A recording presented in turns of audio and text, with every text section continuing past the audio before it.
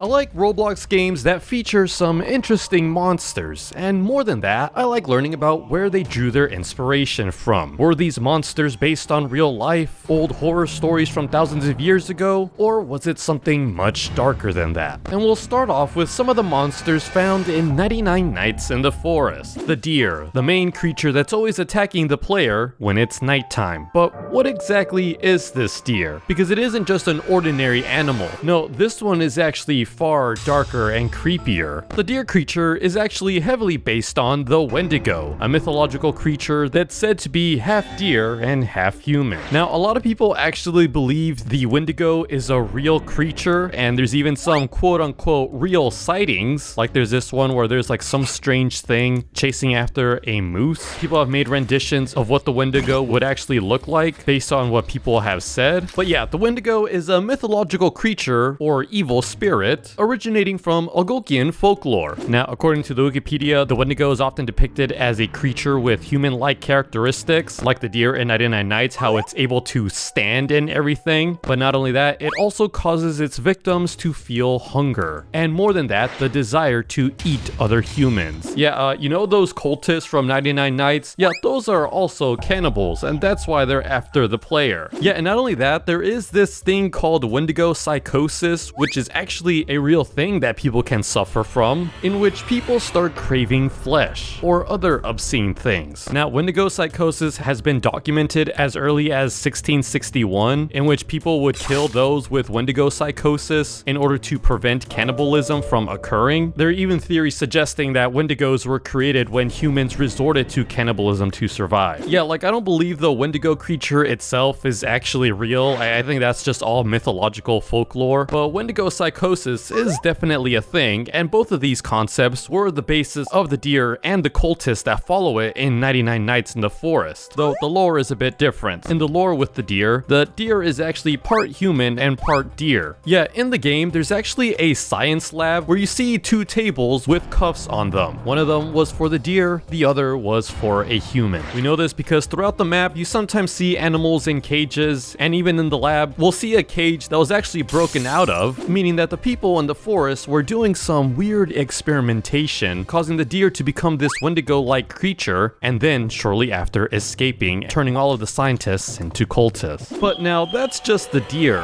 What about the owl itself? Because the owl is actually far more terrifying than the deer itself. What is the owl based on? Well, we know in the game the deer is actually scared of the owl. We know because of this cutscene in which it hears the owl and then runs away. But why? What exactly is this owl creature? Well, I believe it's actually based off of some demonic folklore. Yeah, there's two creatures the owl can be based on. The first one is the Kikiyaon. Yeah, so this creature is a large owl with a huge beak, large head, and extremely large talons as well. Not only that, but it has several calls that can be heard from miles away. And yeah, this cryptid originates from Africa, and I wasn't able to find much more information about this creature in particular, but I was able to find another dark entity known as Stolas, which is a demon known as the Great Prince of Hell. He is often depicted as a raven or a crowned owl with long legs. Yeah, this is another image of Stolas. Yet the short summary of Stolas was that this was a creature that was once an angel in heaven, but then during the war in heaven, Stolas ended up aiding the devil and therefore was kicked out and turned into a demon. Now, why do I believe the owl in 99 Nights in the Forest is based off of this demon bird? Well, that's because that's kind of what we find in the game. Yeah, in one of the lab rooms, we see papers about a creature called the Entity, which, yeah, just looking at the image, it's very clearly talking about the owl. It shows here it hates sudden movements, it's hungry, but more importantly, it's connected to a strange ice temple. And yeah, when we explore the temple, we see a bunch of cultists all frozen, and in the center is some sort of ritual that was occurring, meaning that this owl creature was actually spawned in through some demonic ritual. Yeah, unlike the deer that was man-made, this creature came from some other dimension, and the scientists would investigate it and try to create their own creature, forming the deer. But as we all know, the deer is actually scared of this demonic owl. But another terrifying creature is one known as the EYESTALK from Doors. So yeah, if you haven't played the new Doors update, known as the Outdoors, the EYESTALK is a new hostile entity that has a tree-like appearance. And to be more specific, it has the appearance of an aspen tree trunk. Which, yeah, if you do look at aspen trees, you do actually see quite the similarity in them. And what's creepy is that, yeah, some of these trees actually look like they have eyes and they're just watching you. Yeah, it's actually kind of creepy because at some point while you're walking through the game, you'll just start noticing these trees with eyes, all of them which are secretly watching you. Again, these trees and this EYESTALK creature are based on the real life aspen trees, but still, after playing the Roblox Outdoors game, I would never look at these trees the same way again. But another creature that was added into Doors is the Mandrake.